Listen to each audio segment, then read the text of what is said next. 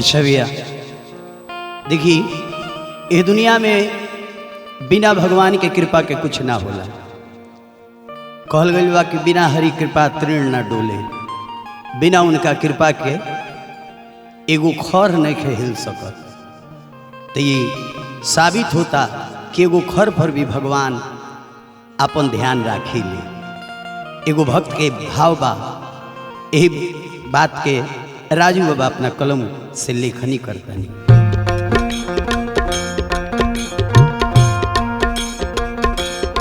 एगो खर पर नजर रघु बर राखिले, एगो खर पर नजर रघु बर राखिले, एगो खर पर नजर के नहु कम नाही बेसी बरोबर ताकिले, के नहु कम नाही बेसी बरोबर ताकिले, एगो खर पर नजर रघु बर राखिले, एगो खर पर नजर।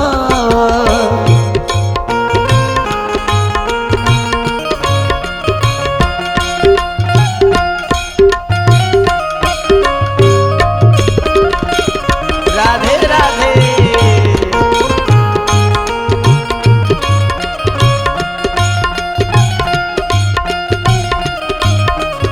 बना रह विकास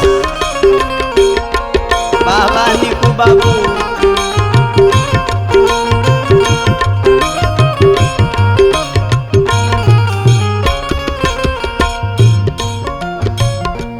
ये दुनिया में जौन होता उनके कृपा से होता। जवन कुछ यहाँ बाबा बनत बिगड़त हो,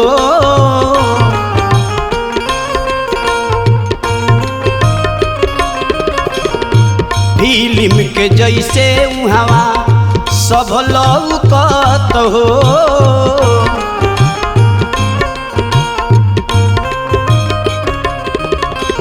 जवन कुछ इहाँ बा बनत बिगड़त हो, फिल्म के जैसे उहावा सब लौकत हो। कब ध्यान इधर ना उधर राखिले, कब ध्यान इधर ना उधर राखिले, एगो खर पर नजर रघु बर राखिले, एगो खर पर नजर।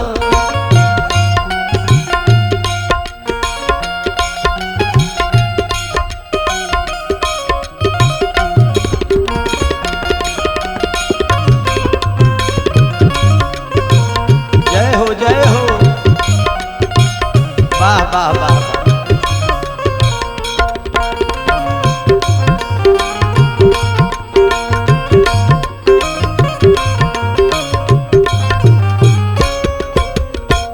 निकू बाबा भगवान के नजर में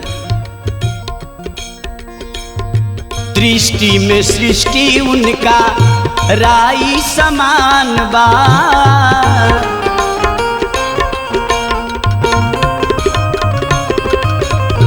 चुटकी से मीस दी है जहाँ ले जहान बा।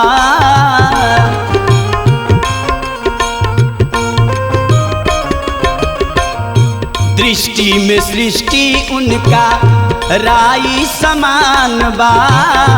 चुटकी से मीस दी है जहाँ ले जहान बा। एकरा खातिर समय पल भर राखिले, एकरा खातिर समय पल भर राखिले, एगो खर पर नजर रघु बर राखिले, एगो खर पर नजर।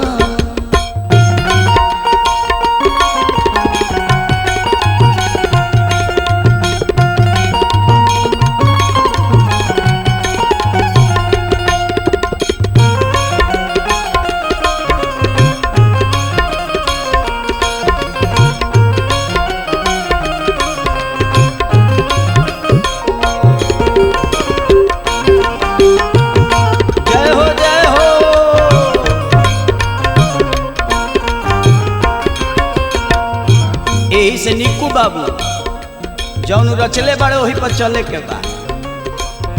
राजू दिलीप कहले कहना के मानी,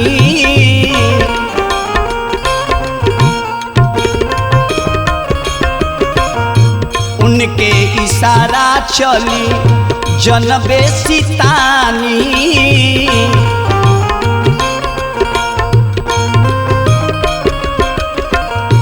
राजू दिलीप कहले कहना के मानी, उनके इशारा चली जनबे सितानी। खोस के नोकीला खन जर राखिले, खोस के नोकीला खन जर राखिले। एगो घर पर नजर रघु बर राखिले, एगो घर पर नजर रघु बर राखिले। केनहु कम नाही बेसी बरबर ताकिले, केनहु कम नाही बेसी बरबर ताकिले। एगो घर पर नजर रघु बर राखिले, एगो घर पर नजर रघु बर राखिले। एगो घर पर नजर, एगो घर पर नजर, एगो घर पर नजर।